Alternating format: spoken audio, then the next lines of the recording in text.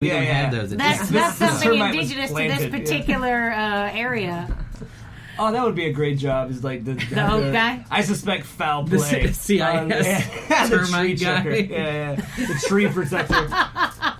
Well, there is like that person goes around and they put the tags on the trees, right, to note this is a historical tree and nobody touch it. What makes Is a this tree? a historical tree that's in front of this building? I don't know. That is a pretty interesting oak tree. Yeah, I want to climb It's it all the time. very old Yeah. and bumpy.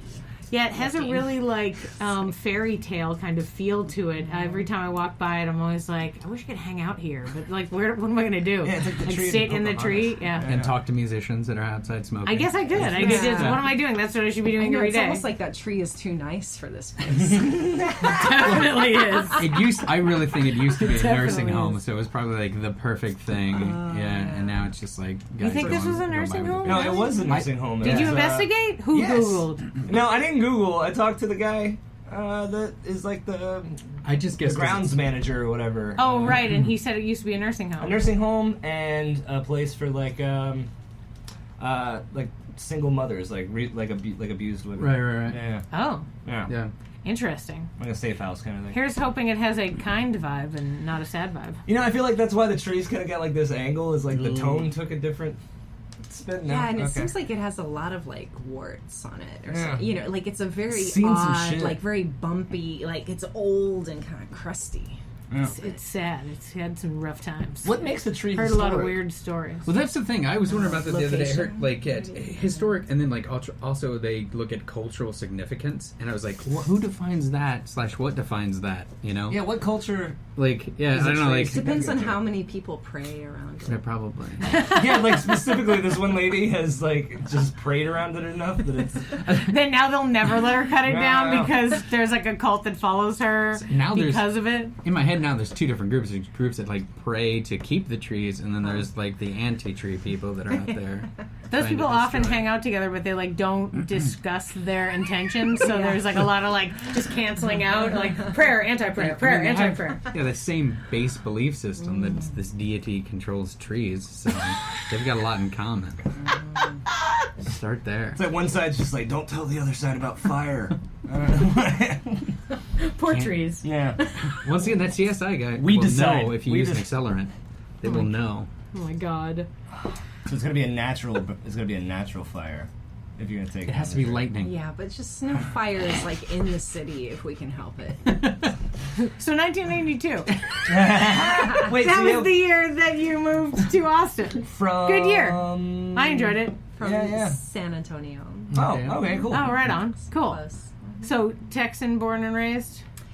Yeah, Texan born and raised, but my mother's from Switzerland, and and then my father moved to Indonesia when I was about 5. So he lived in Indonesia most of my life, and so we lived in Indonesia for about a year and a half when I was in elementary school, and then and then he stayed, and then he has family there. So I actually have a half Indonesian sister as well. So our family's kind of Awesome. That's diverse. Worldly. Yeah. And you did a lot of traveling back and forth from Yeah, so I Indonesia. did. That's So great. I would go to Europe every other summer, and then we lived in Borneo of all places, going to international school. Yeah, Wild. for that short period of time that we lived over there. So, Right on. and then I've been to Bali a few times, and see my sister. So so I've traveled a bit, so I don't feel like a normal Texan. Like Sure. yeah, I have a pretty wide view. Even as a child, just getting to travel internationally sort of opens your mind, and Yeah. you know that there's a lot bigger scope than just what's happening in your classroom and the drama Yeah. of elementary or middle school. It's like, oh, there's a big world out there. I don't have to get caught up in this petty stuff. You know? Oh, that's helpful. What at such a good time of your of being a child when you could get so caught up in that whole thing. I feel like it's that time around when people decide things like, I'm just going to stay in this town for the rest of my life, and you're like, okay, just relax. Like, don't get caught up. Like you said, there's so much adventure out there. Yeah. Well, I think children actually feel more of that. I don't think a child is making a decision to stay in their hometown for the rest of their life. I mean, it's more like when you're a child, like, oh, anything's possible. And then as you get older and more jaded, you're like, oh, yeah, I'm just going to stick around here. Oh yeah, maybe. I don't know. I had a lot of friends that like were super into the idea of safety. I'm from Boston. Not leaving Boston is kind of everyone else's MO. Like there's just like it's just a big. Let's stay here. This is the best place. There's no other place that's as good as this place. And you're like, I don't know. There's a bunch of places like within driving distance that are kind of cool. You know, it doesn't snow some places. That's crazy. Yeah. And other places where people are nicer. Exactly. It's like, I give or take the historical buildings, but you guys need to take it down a notch with your anger. Yeah. Especially in Boston. Oh, for real. It's so aggro.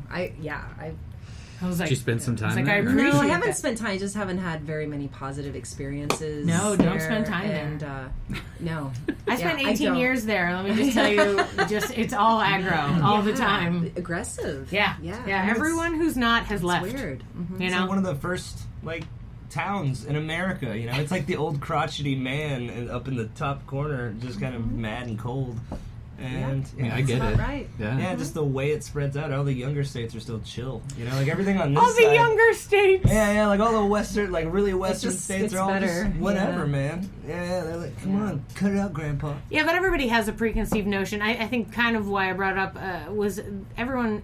If you don't have the travel in you, you will automatically assume certain things about certain places. You decide this is the way they are. Yeah. And like I recently read something about those people in Texas. And it was written by someone who'd never been to Texas, who was living in the Northeast and trying to blame all of today's political ills somehow on the state of Texas. And I was like, I don't understand how any of this has anything to do with one particular group at all. Yeah. Or whatever. So I feel like there's a closed-mindedness when you don't travel or when you don't have when somebody doesn't say to you you don't have to worry about this, or people are good and bad everywhere. Mm-hmm. Some people are nice, some people are not nice. Pretty much in every place, though. That's right. And that's true. Yeah. And it's I shouldn't be generalizing about people in Boston. It's just you only have your personal experiences to go off of. Oh yeah, no, that's my personal experience, which is why I was validated go out to fight. When you're like, it's a Friday night, let's get in a fight. And that's entertainment. Yeah. To men, that's sort of horrifying. Not only men, but definitely. You got some stories there? We'll talk about it offline. That's fine. I was like, I'm not going to name names of the Fight Club of girls. Okay. I went to an all-girls Catholic school. It was aggro in and of itself. Different. Yeah, high school, hormones. Yeah. Crazy. So you've been in Austin for a long time. And I read in your on your website about, and I feel like this was a group that you were working with when I first met you, was the group Quixotic. Yeah. Tell me about that group and the travel you did with them and the work that you did with them, because I remember hearing about you going on tour with this group and there being a dance element, but I wasn't sure which part you were in. So Quixotic is a performing arts group based in Kansas City. And it originally started with just doing one show a year with members of the Kansas City Ballet, when they would be in their off season. So it would be in summertime, and they would rent a theater out in Kansas City and put together kind of a big multimedia production. So incorporating projections and dance and original music to kind of do a big full tilt show with a big cast. And then it started, and so when I met them, that was kind of where they were at. And he, believe it or not, had found me on MySpace. Awesome. And liked my music, and and at the time I was doing more electronic music and was wanting to actually be a part of something larger than myself, and to work with dancers and not just kind of be in bands, but to be in production. Larger production, so it just seemed like a really good fit, and so I started going up there, and then we would just kind of do the one show a year, and then as the group grew, we got invited to some of the different festivals, and Wakarusa was actually our first big festival that we got to go perform at, and just like Golden Night, you have to kind of tone it down. I mean, we're not going to have a 30-40 member cast theater show at Wakarusa, so it just, the group started kind of changing more into a band with dancers and, and incorporating like different apparatuses. And it started going from kind of more classic kind of ballet, like floor dance, to aerial art. So then Anthony Magliano, who's the artistic director, he started kind of sourcing, cirque talent, to do like silks and aerial, kind of flying in the air type of thing. So the group just kind of continued to evolve, and I worked with them for about 7 years, and I would travel back and forth to Kansas City and just write music, and we just did a lot of different things, like some shows would be more geared for kind of festival crowds and kind of more upbeat dance music, and then some things would be more kind of performance oriented, like theater production stuff. So it was a really cool experience, and I started learning about costuming and stuff then. That was kind of a really good prepping ground for Golden Dawn Orchestra, with just kind of learning about just makeup and hair, just kind of like more over the top fashion. Was for performance. Quixotic your first experience in that kind of theater, or had you done other theater in the past, or were you primarily a musician? Well, yeah, actually, when I first, I had actually composed music for dancers here in Austin, and I did produce some of my own shows. So I did have dancer friends and people, and and I think that music, it has to be visually interesting, especially now more than ever. We're such visual people, so to create something that's more just like than me playing piano on stage, but like, oh, here's this dancer to look at, or music that's going with dance. So I had produced a couple shows here in Austin, but I'm sure, I don't know if you've ever produced shows, but it is a ton of work.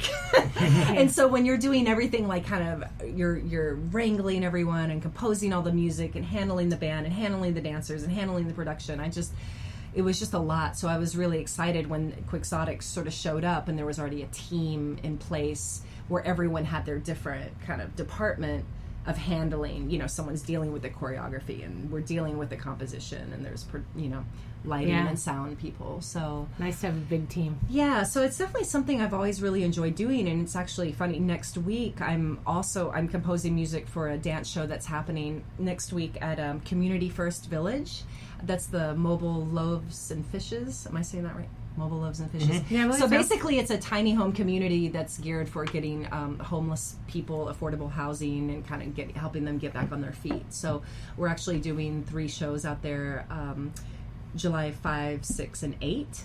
And and I'm really excited. So I'm kind of back in that world, like composing music for dance again.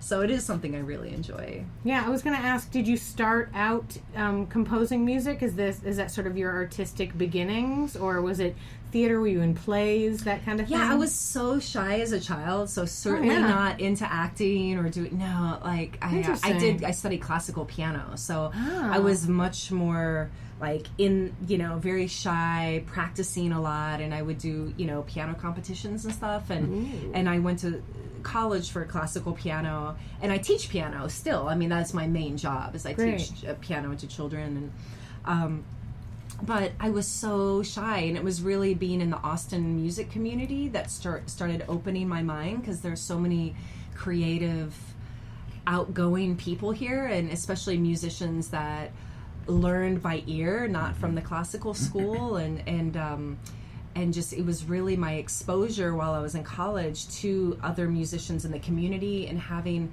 like really beautiful support, like people saying like, come to the music lab or whatever, come to the practice room and come jam with us. And I'm like, jam?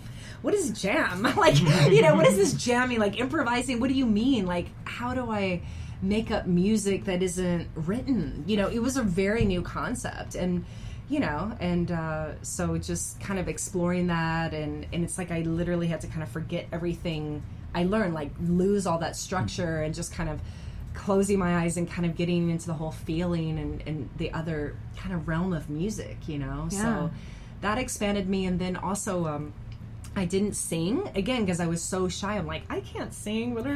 And so Rock and Roll Rentals, that still exists, and that was like back, has been around for like 20 years. I rented a 4-track recorder and a microphone and vocal effects processor, and I started, and back then it was cassette, so it was a cassette 4-track recorder, and I just started at home just kind of tinkering and like recording, because I don't want to go perform on stage somewhere. I was like, oh, I'm just going to experiment, and then I started writing songs more so through